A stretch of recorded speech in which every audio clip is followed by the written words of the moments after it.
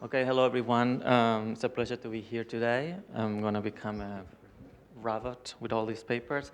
I want to thank the entire Future Architecture team for the kind invitation and take this opportunity to congratulate them for the incredible event you put every year and definitely acknowledge their significant contribution to the field of architecture. Thanks again. So my name is Agustin Schang. I'm an architect, curator, and cultural producer, original from Argentina. Since 2013, I'm based in New York. And today, I wanted to contribute to the conversation with some recent projects that help me see, reveal, and activate connections among objects, people, buildings, and places. How can architecture, art, and culture agency help activate spaces and communities through a variety of formats, programs, and planning? From domestic settings toward the city at large, what are the opportunities projects allow to identify and operate in different scales, such dormant buildings and its residents, collaborative environments and intersection of academic ideas and the professional field, and communities that feel they don't belong to a part of the city anymore? In August 2013, as soon as I arrived in New York from Buenos Aires, I moved into the second floor level of the 567 Broadway building after an agreement with the present owners of the space. I will coordinate the activities of an art foundation in exchange for housing. The story of this building is quite peculiar. Since 1974, it housed the last Fluxus cooperative. George Maciunas, the founder, Fluxus leader, promoted in-person and helped to put together in downtown Manhattan.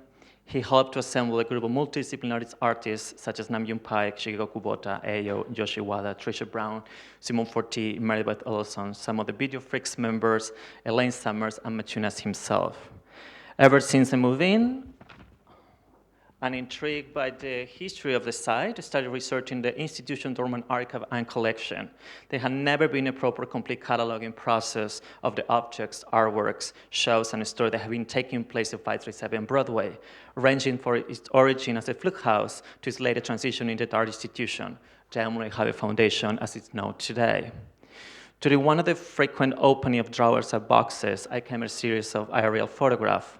The photographs captured dinner. I found out later that those snapshots were from approximately April 2002, preceding the opening of an art exhibition, which was soon to be restaged as part of my first project in the space, the HF Dinner Series. The series was conceived as a site-specific event that will replicate the setting and atmosphere around those photographs. In very private, intimate gatherings, we will place the table in the same way as that's what found in the pictures, and invite a group of artists and friends to dine, showing or performing a work of their choice. Through actions in the space, performers and attendees would actualize every element in an object in the gallery. In the dinner number 4, artist and filmmaker Jonas Mekas brought George Maciunas' architectural diploma and shared vast anecdotes about their relationship and collaboration. While Kevin Harrison, the 537 Broadway superintendent, presented his personal archive on the urban nature of Soho. During dinner number 5, Elaine Summer, a dancer, choreographer, and original founder of the Experimental Intermedia Foundation, projected one of her multiple films on the walls while we all joined in a collective performance about the history of modern dance.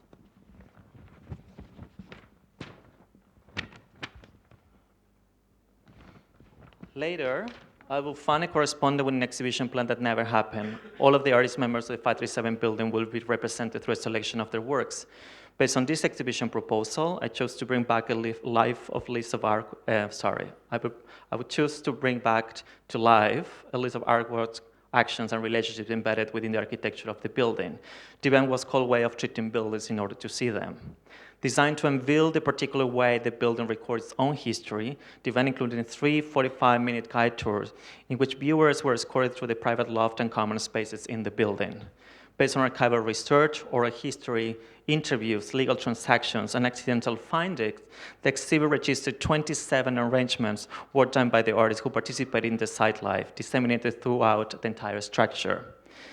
If the Emily Harvard Dinner Series brought a whole group of artists, objects, and performances back to life in the second floor loft of 537 Broadway, the event was objective buildings in order to see them, extending the action to the rest of the site, connecting different stages of the tour, work, objects, and authors. The co-op rematerialized under a new light.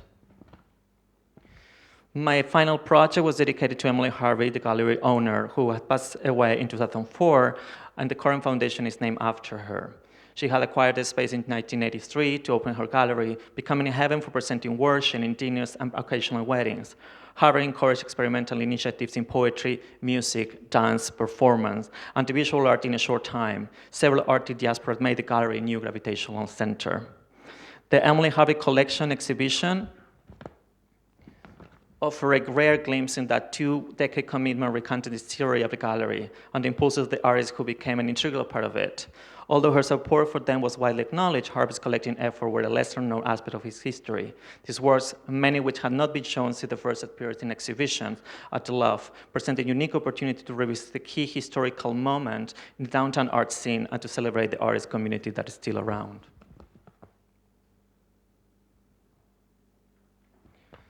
The GSAPP Incubator was an initiative that provided a recent graduate from Columbia University Graduate School of Architecture, Planning and Preservation with a collaborative environment to explore ideas and projects at the intersection of culture and technology at the city. The project expanded territory between academia and the profession and allowed members to share experiences and skills while building the professional network and connected to critical issues in New York and beyond. The space was located in the heart of New York, downtown creative scene. We were an anchor tenant of New Inc., New Museum's culture incubator for art, technology, and design. The co-working space encouraged discovery and open exchange among a diverse group of participants who were engaging in topics and interdisciplinary method that expanded the possibility of architecture. It supported experimental alternative modes of practice that encompassed both research and production. Through the entire year, around 130 members developed 60 cutting-edge projects involving virtual reality and digital technology, critical discourse and publishing, civic issues and public spaces, urban regeneration, emergency response, and more. Most of the initiatives and events that orbit around the incubator individual practice were consequences of multiple interactions that result of organic developing in incredible dynamic setting. Creative conversations, book launches, office hour panels, professional workshop, group therapies, lecture series, network event, tour visit, happy hours, all of these operate in a specific site outside the school. We Won't Build Your Wall was the first Columbia GSAPP Social Justice Career Symposium, which started in response to some of the inauguration remarks done by the current American political administration. We managed to connect students with nonprofit organizations and advocacy groups to discuss activism in the space of the academy. Curricle Happy Hour was a series of events led by Feminist Architecture Collaborative that examine how design thinking and critical discourse can create change and promote better professional values. Focusing on representation, diversity, community building, the diversity environment event brought together students, academics, and professional organizations connected with the school to share their practices, strategies, and models to discuss how we will collectively build a more equitable space for all. Across America, Latin Americans, academics, researchers, and practitioners joining in conversation to share the strategies and plan of action developed to operate in multiple scales, contexts, and jurisdictions, and how this affects the idea around architectural professional identity and language across the entire continent. GSAPP Debates at Idea City, New York, took us outside to the Roosevelt Park in Lower East Side to join this new Museum Civic Platform program. Together, we jump on the streets of New York to join our neighbors and debate around the state of architecture in relationship with policy, community, funding, media, and education. I have to say that after all those 4 years, the GSAPP Incubator became a rare, unique, exciting space, which allowed members, and me of course, to develop methods and practice through trial and error, to explore new endeavors without the pressure of financial success, working together at the intersection of an educational institution as Columbia University, the new museum, and a neighborhood overflow with creativity, arts, and culture. But what I really want to highlight, especially in these particular times, is how these projects, this rare mix between studio and office, provide a space and a platform where we all can participate, fostering the idea of belonging to a place, a safe physical and intellectual environment where radical configuration of private practice, research, events, and public engagement could not only coexist, but in fact could occur all at the same time, expanding the cultural value of architecture in the city. And last, I want to present a project I call the Park Stage. We start with a regular night, the urban renewal project of the Highland attracts both tourists and New Yorkers alike to experience a unique elevated view of Manhattan. But for 7 nights, the Highland was transformed in a stage for an opera. The mile-long opera, the biography 7 o'clock, allows spectators to walk the length of the Highland among 1,000 singers from across the 5 boroughs of New York and New Jersey who have gathered to share the story of the city's changing landscape. Co-created by architects Diller, Scofidio, and Renfro, and composer David Lang, with words and lyrics by acclaimed poets Anne Carson and Claudia Rankine, the mile-long opera was an ambitious collective three-quarter work that shares personal stories from hundreds of New Yorkers about life in our rapidly changing city. The opera took 6 years of planning, 3 months of rehearsal, partnership with 35 community organizations and singers from about 40 New York City choirs. All of the 1,000 singers were stationed in their own spot for 3 hours, not moving, while audience members move around them, getting close and interacting with the stories. I joined the project with enormous task to connect to the park, the performance, and the city with a community of singers that wasn't there yet. So numerous conversations, visits, and connection, we managed to gather 1,000 singers representing the city, their stories, and collectivities.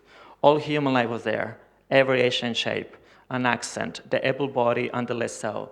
Jive voices against opera voices and soul voices were drawn from well over 40 choirs.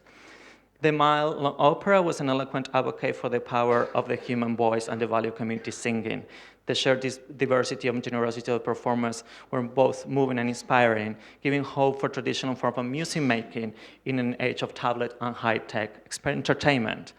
An much-criticized urban project for its consequences on rapid development and gentrification promoted to reconnect the park to the city's resident.